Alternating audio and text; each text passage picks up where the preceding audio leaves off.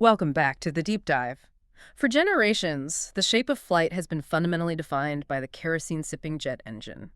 But we are right now witnessing one of the most profound paradigm shifts in aviation history, driven by, that global imperative to hit the 2050 net zero carbon emissions target. And the answer, the bright, futuristic promise, is the electric vertical takeoff and landing aircraft, the eVTOL. It is the promise, yes. But the physics are brutal, and they are absolutely unforgiving. How so? That entire movement, particularly when you try to leave these sort of short-hop city center routes, runs headfirst into a hard technical wall. Right. We're talking about the current limits of lithium-ion battery energy density. At the system level, once you account for cooling, structural packaging, the battery management system, we are stubbornly stuck. Around 160 to 250 watt-hours per kilogram. And that number, that constraint, that's the whole problem right there. It's the nemesis of long-range flight. It severely restricts payload, but above all, it just kills your mission radius. That's the crux of it. If you are flying a 5-minute air taxi across a dense city, pure electric is fantastic. I mean, zero emissions, low noise. Perfect for that role. But if you want to unlock the true potential, what the industry is calling regional air mobility, or RAM, which means reliable, commercially viable missions over, say, 150 kilometers. You just need more energy. Yeah. More than current batteries can physically hold for a given weight.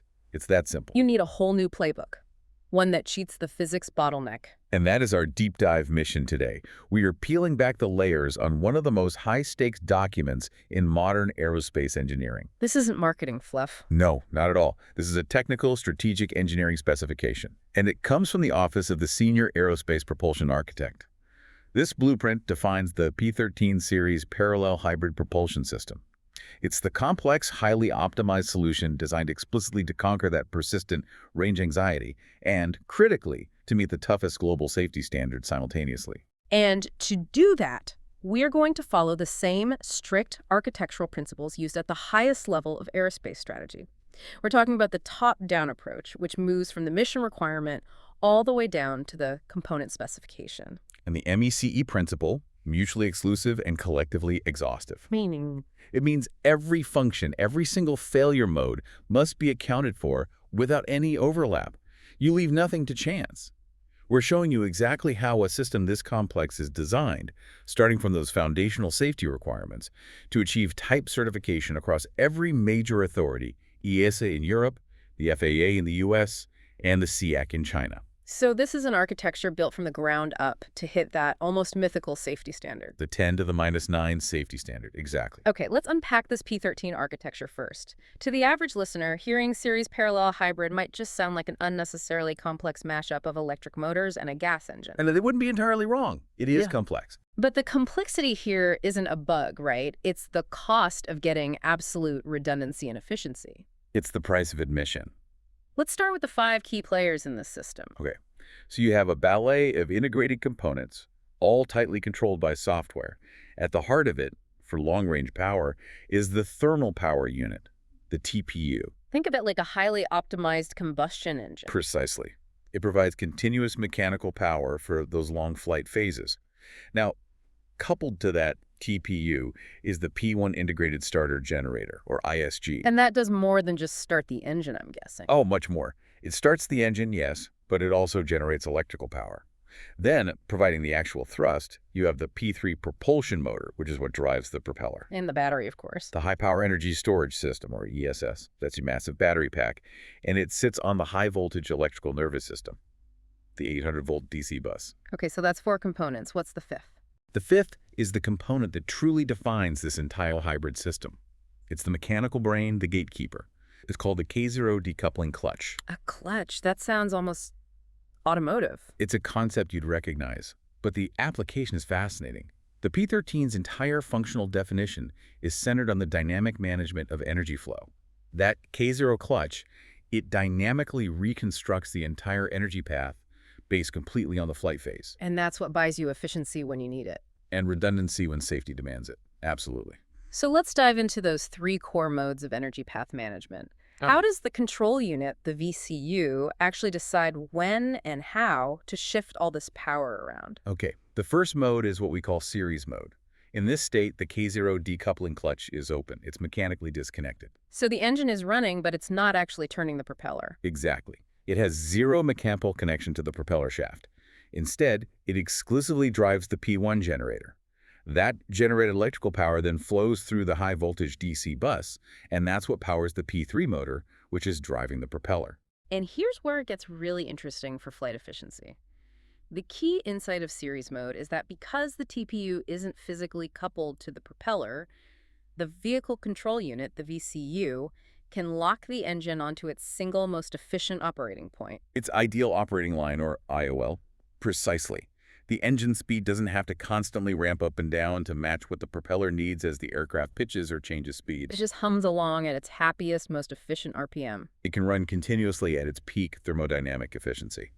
So this mode is your dedicated power source for long hover periods where power demand is high but stable, or more typically to recharge the battery system while you're in flight. So you're bypassing the need for a heavy, complex gearbox. You are. This is your high-endurance battery saver mode. Okay, so mode 2 is the opposite then, designed for maximum efficiency, parallel mode.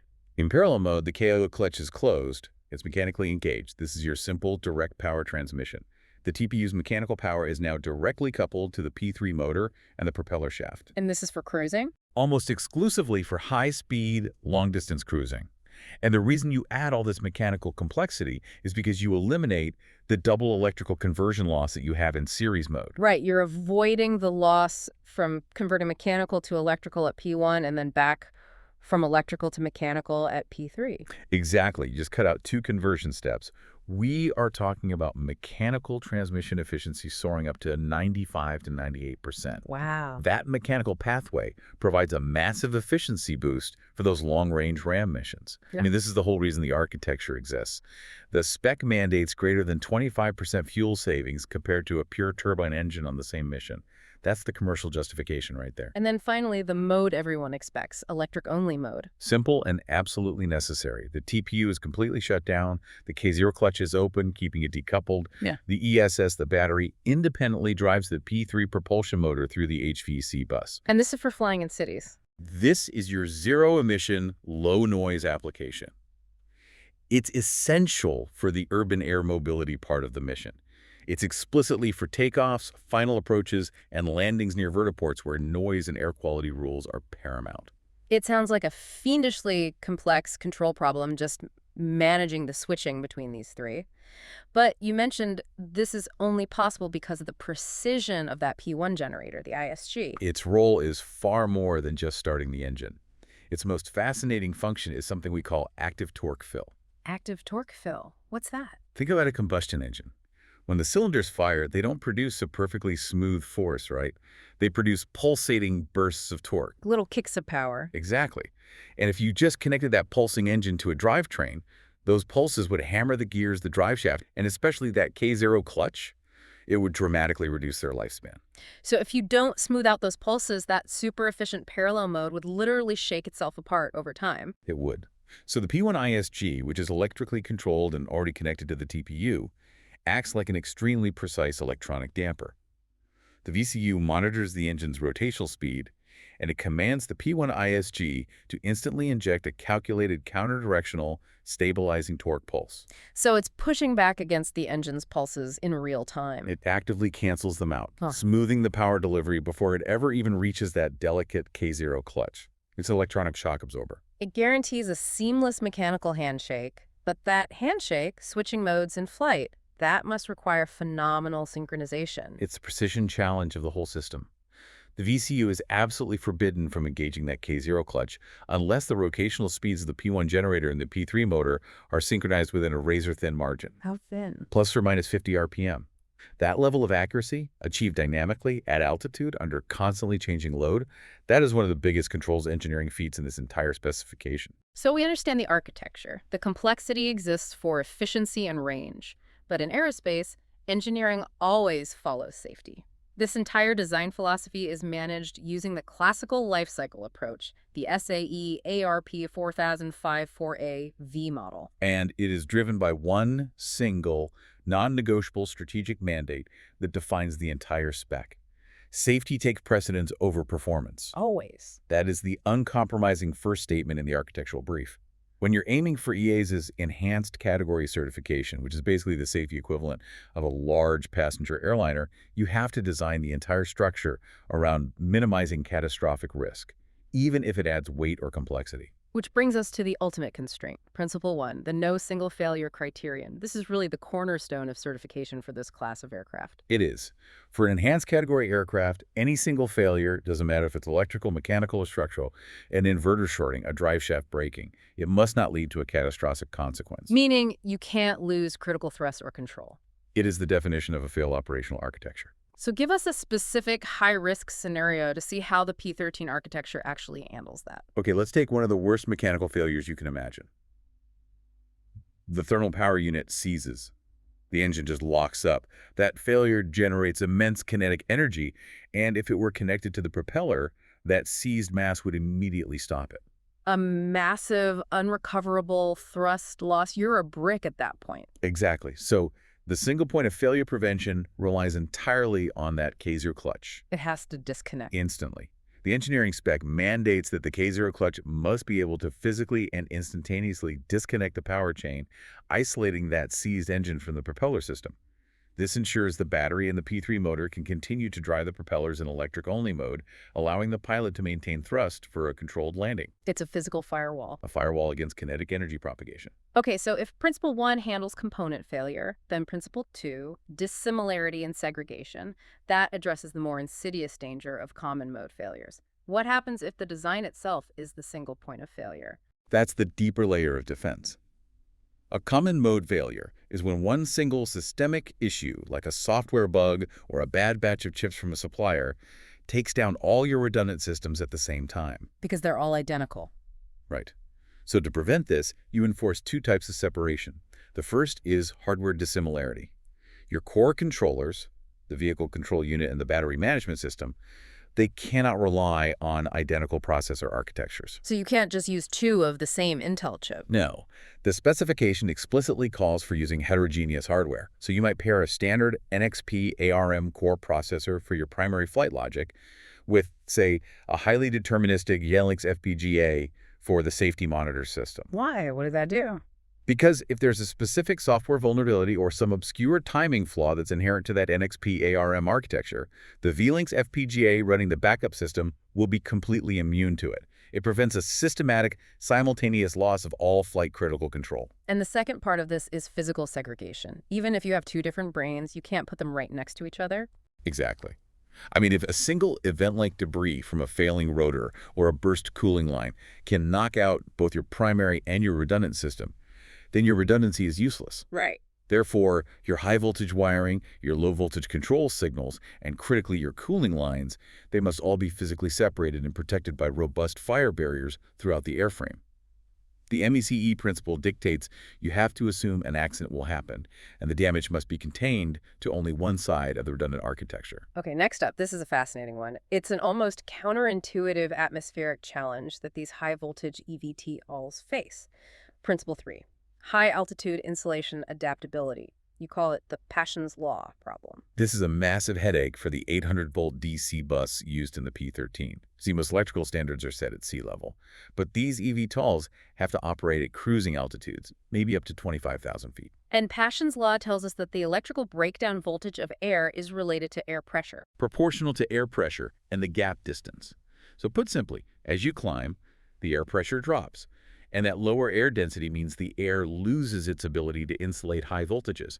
It just takes less energy for electricity to jump across a gap. You dramatically increase the risk of an electrical arc. A destructive arc, yes, across connectors, circuit boards, inverters, even though the voltage hasn't changed.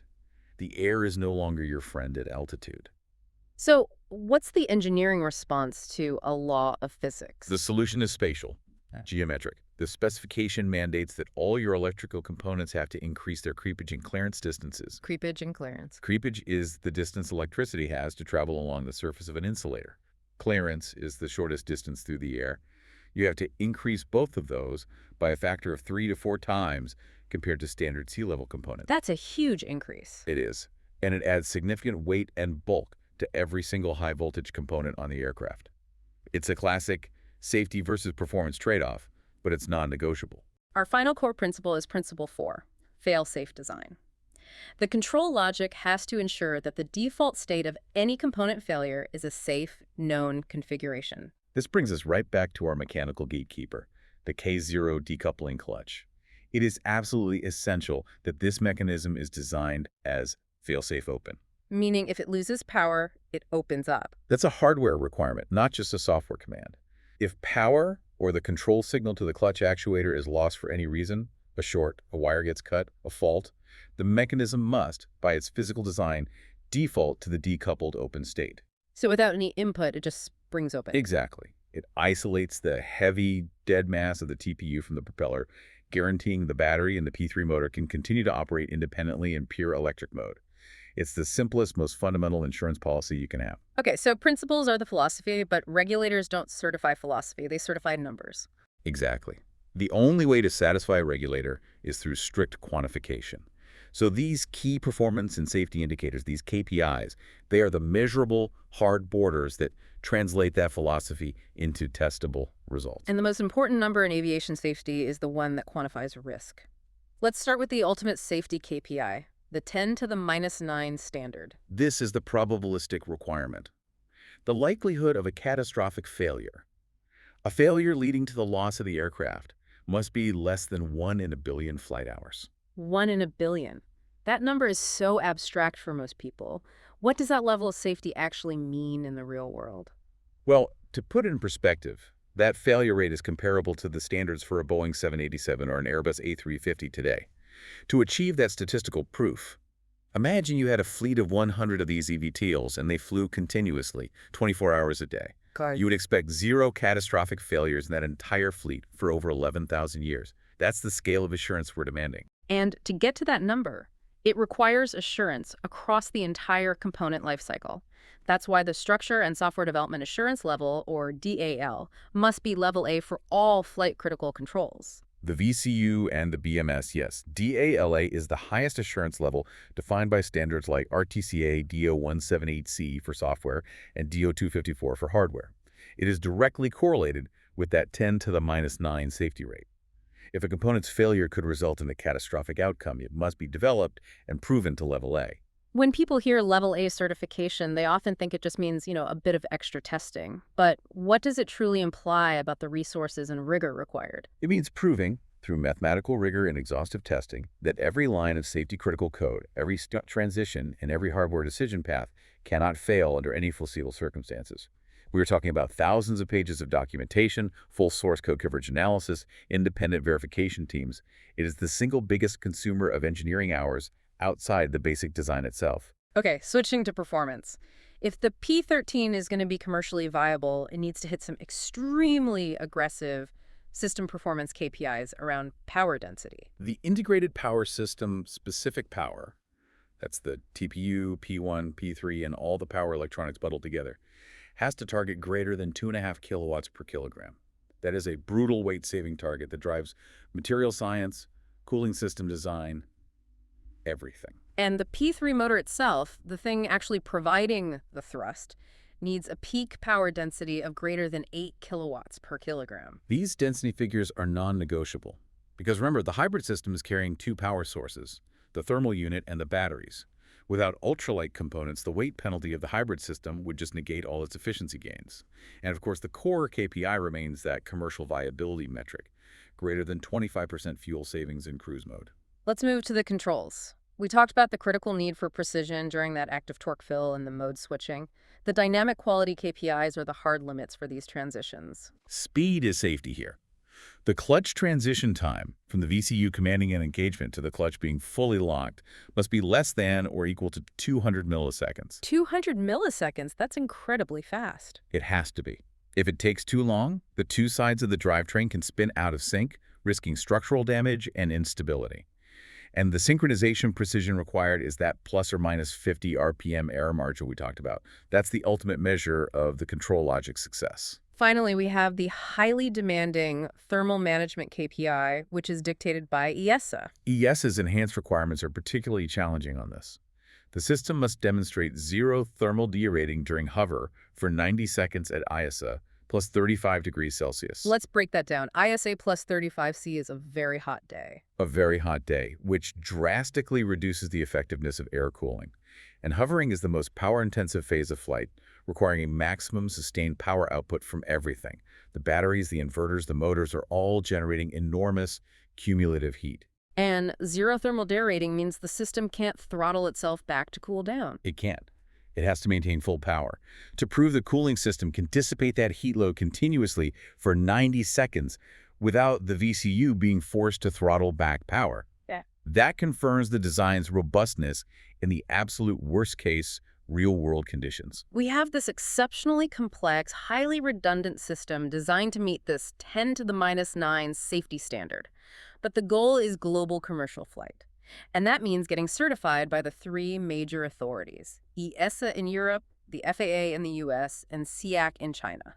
And if you solve for one, you often fail the other. That's the truth of it. So what's the strategy? It leads directly to the core business strategy embedded in this spec: the enveloped compliance architecture. Enveloped compliance. The strategic goal is to design the entire system to meet the most stringent requirement from any of those major regulators worldwide. So instead of meeting EASA standard, then finding out the FAA needs a different test, you aim for the intersection of all the most difficult hurdles from the very beginning. Exactly. It's a massive risk mitigation strategy. By designing to the maximum standard across the board, you achieve true global market access from day one. You mitigate that crippling risk of costly, multi-year certification delays that plague so many programs. But let's look at the philosophical differences. EASA is often seen as the most prescriptive framework. Their core standard is SC VTOL 1 Issue 2. It's highly prescriptive. It reinforces that core rule we mentioned, VTOL 254C, that no single failure leads to a catastrophic consequence, and it mandates very specific testing types and documentation. And because P-13 is a hybrid, EASA has specific standards that didn't exist for traditional aircraft. That's right. The standard SCE19 for electric and hybrid propulsion systems is key. For example, EHPS 240 requires explicit proof of rotor overspeed protection. The VCU needs an independent way to ensure the propeller never spins fast enough to break apart. And containment. And perhaps most demanding, EHPS 250 demands containment for high-energy debris. If the TPU or the P3 motor suffers a violent failure, the casing has to be strong enough to contain all the fragments, preventing them from breaching the airframe. Now contrast that with the US. The FAA operates on a performance-based framework. The FAA uses AC 21.174. Their approach is much more flexible. They allow for massive innovation, which you need for eVTOLs, provided the manufacturer can prove that their novel design achieves safety equivalence to existing certified standards. So it's less about how you build it. And more about proving what it can safely do under all conditions. They lean heavily on industry consensus standards for the means of compliance, the MOSE. For P-13, that means using ASTM F3338 for the propulsion unit design and F3230 for the safety assessment. And finally, we have the SEAC in China, which you call a pragmatic framework. The SEAC is moving fast with their 2025 Powered Lift Airworthiness Standard. They are focused heavily on the unique challenges of electric flight. Their key areas are ensuring seamless distributed power synchronization and, crucially, mandating passive thermal runaway protection for the lithium batteries. They are highly focused on fire and containment. Speaking of containment, regardless of the regulator, the industry has converged on a few absolutely critical standards. RTCA DO-311A for battery safety. This one is non-negotiable for any large battery pack. It demands ironclad, physical proof of battery integrity through a 15-minute thermal containment demonstration. 15 minutes? You deliberately trigger one cell into thermal runaway fire, extreme heat, gas venting, and that failure cannot propagate to the adjacent cells or breach the battery casing for at least 15 minutes. That window is the critical time needed for a pilot to execute an emergency landing. And finally, the digital spine of this whole system has to be aerospace grade. Absolutely. The system uses a highly specialized, deterministic communications bus. We're talking standards like TT Ethernet or AFDX. The key word there is deterministic. It means the arrival time of a message, say a thrust command from the VCU, is guaranteed down to the microsecond. So no network lag. You cannot have network congestion or latency delay a critical command during a 50-millisecond fault reconfiguration. That delay could ruin the P1, P3 synchronization and risk the entire aircraft. So once the design is frozen based on those enveloped standards, we move to the right side of the V model, verification and validation. This is the rigorous multi-level testing approach designed to generate the physical and computational evidence you need to satisfy the regulators. And it starts in the digital realm, virtual and software testing, or MILSL. Right. Model-in-the-loop and software-in-the-loop testing validates the algorithms before you even touch hardware. We are rigorously testing the brains of the system, the model predictive control and the energy management control system algorithms. The software that decides, moment by moment, the optimal blend of power. Exactly. And this validation has to be successful across the entire atmospheric operating range, from the deep cold of -20°C to the searing heat of +45°C. We have to verify the stability of the control laws under all those extremes. And once that software is robust, you move to the most critical resilience testing. Hardware in the loop, or HIL, fault injection. This is where the digital world meets reality. You connect the actual flight-certified VCU and VMS controllers to a high-speed digital simulation that perfectly mimics the rest of the aircraft. And then you try to break it. You actively inject scenarios designed to break it. A short circuit on the HV bus, a sensor signal loss, a sudden, unexpected demand for thrust. We are intentionally inducing those 10 to the -9 level events in a controlled environment. And the regulatory requirement for success here is lightning fast. The VCU has to detect the fault, diagnose it, and execute the critical thrust reconfiguration logic switching modes, isolating the fault in less than or equal to 50 milliseconds. Any longer than that, and the thrust imbalance could jeopardize the aircraft. Once that's proven, you move to the full-scale physical test, physical integration, known as Ironbird testing. The Ironbird is a monstrous one-to-one scale test stand. It's the entire propulsion system, the actual TPU, the P1, P3 motors, the final K0 clutch, real battery packs, all the controllers, bolted down exactly as they would be in the aircraft. This is where you prove mechanical durability. And what's the ultimate measure of durability for P13? The crucial durability test is executing 10,000 complete mode switching cycles. 10,000. Think about that. 10,000 times switching from series to parallel, parallel to electric, and back again. This proves the mechanical fatigue life of the clutch and drive shaft, and it rigorously tests the stability of the active torque fill software under thousands of repeated high-stress operations. And finally, the regulators demand the ultimate physical proof of safety, destructive safety testing. Specifically, the thermal runaway test mandated by DO-178C. This is active destruction. Engineers deliberately initiate a single-cell thermal runaway event within a full-scale flight-ready battery pack. You are literally setting the battery on fire. You are, under very controlled conditions. The sole objective is to confirm that the extreme heat, the fire, and the highly toxic volatile gases are completely contained inside the battery casing for at least 15 minutes, and that the venting channels successfully direct those gases away from the cabin. This test is the physical validation of the whole battery safety design. We've tracked the design from concept through to destructive verification. Now we come to the 5 ultimate checkmarks, the non-negotiable make-or-break standards required to get type certification and move into production. These are the high water marks that all the preceding engineering has to prove. The first is single failure survivability. And this moves beyond simulation into actual flight testing. Yes. Following a physical failure of a major component, say an entire battery pack gets isolated or an inverter fails, the system must complete its thrust reconfiguration in less than or equal to 100 milliseconds. And that's not all. No, that quick reconfiguration isn't sufficient. The resulting degraded system must then guarantee at least 10 minutes of emergency hover capacity using whatever is left. That 10 minutes is calculated to give the pilot enough time to find a landing spot and execute a controlled descent. The second criterion returns to that complex K0 clutch, seamless clutch transition. During any mode-swapping maneuver in flight, the propeller RPM fluctuation has to be controlled to less than plus or minus 2%. And critically, the data logs must show 0 structural impact warnings. Any vibration or torque spike immediately violates this criterion. Third, thermal containment efficacy. We've mentioned the DO-178C test, but it appears here again as a final, non-negotiable acceptance criterion. Because the risk from lithium-ion batteries is so severe, the standard is absolute. 15 minutes minimum of complete containment. If, during that final destructive test, fire penetrates the casing, or molten material leaks out, or toxic smoke enters the simulated cabin, type certification is halted, period, until it's redesigned and retested. Next is the final proof of the high-altitude design principle. High-altitude electrical integrity. This is the ultimate validation that all those spatial increases, the 3 to 4 times creepage and clearance, were correct. The high-voltage assemblies are tested at 25,000 feet simulated altitude. They must pass a partial discharge inception voltage, or PDIV test. And that PDIV test measures what exactly? It measures the voltage level at which electrical breakdown begins, where tiny destructive arcs start to form. The inception voltage must be proven to be greater than 1.5 times the actual operating voltage. That guarantees a substantial safety margin. And, simultaneously, the insulation resistance has to meet a standard of greater than or equal to 500 ohms per volt. And our final, arguably most complex acceptance criterion, software logic integrity, DALA. This is often the final bottleneck in the certification timeline.